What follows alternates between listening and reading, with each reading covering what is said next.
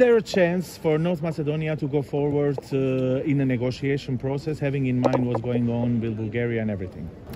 Na početku smo novog institucionalnog ciklusa i ovdje u Europskom parlamentu sa Europskom komisijom, ali isto tako i u Sjevernoj Makedoniji.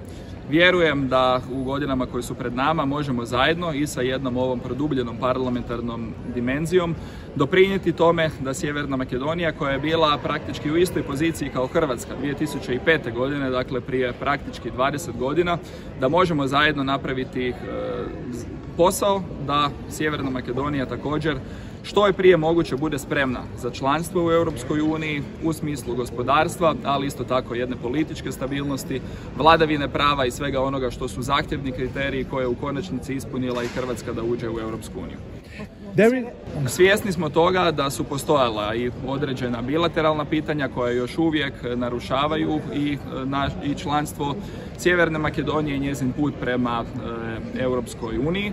Međutim, daćemo sve što možemo iz naše pozicije parlamentarne diplomacije da pokušamo produbiti razumijevanje da danas u ovim aktualnim geopolitičkim okolnostima jednostavno nema mjesta za nekakve takve bilateralne ucjene i da moramo napraviti sve što je moguće da Sjeverna Makedonija napravi onaj stvarni, konkretni pomak, ali također sa druge strane da se unutar Europske unije shvati da pitanje proširenja itekako ima i jednu geopolitičku dimenziju. Kako gledate da se ovo sa Bugarskom može riješiti? Koji je način da se ovo sa Bugarskom riješi? Riječ je o situaciji koja postoji dugi niz godina i koja jednostavno narušava odnose ne samo između Bugarske i Sjeverne Makedonije, nego nažalost u jednom velikom dijelu je utjecala i na makedonski put prema Europskoj uniji.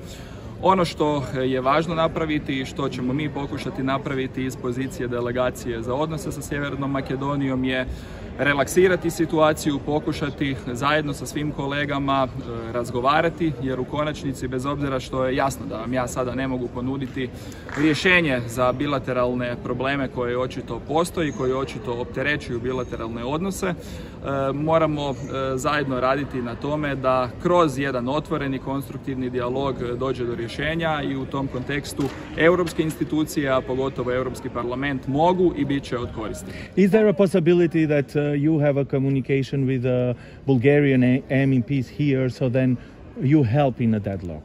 Jasno je da komunikacija sa svim članovima delegacije postoji, da ćemo o tome razgovarati uskoro i sa veleposlanikom Sjeverne Makedonije pri Europskoj uniji. To su neke od naših zadaća što jednostavno moramo obaviti i ovdje, ali jasno je također da razlike koje postoje, nemam iluzija oko toga da ćemo ih uspjeti nadvladati sa nekakvim magičnim rješenjem. Da li ima optimizam bojev za rešenje so Sofije ili to, ki se ostavi na dvete zemlje međusobno da go rešati, dokoliko to se sluči? Da li bi bilo prihvatljivo za EU? I da li u tom rješenju upada i ustavne izmjene sa odnoženjem?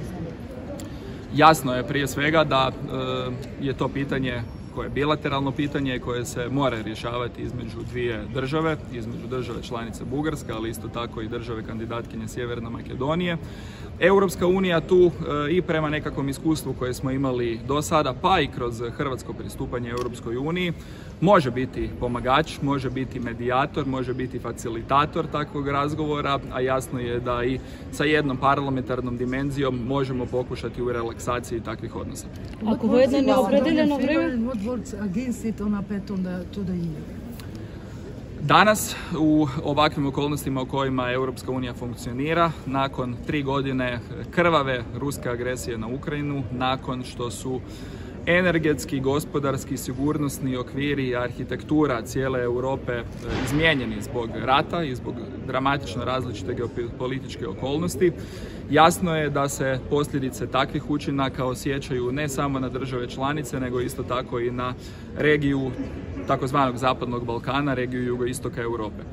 U takvom kontekstu Sjeverna Makedonija, ali i sve druge države sa Zapadnog Balkana moraju iskoristiti ono što im se pruža, one mogućnosti i one potencijale koji se otvaraju i zbog takve situacije, a to je prije svega jedna svijest o tome da pristupanje Europskoj uniji nije i ne može biti nekakav strogo formalistički, pravnički ili administrativni zadatak.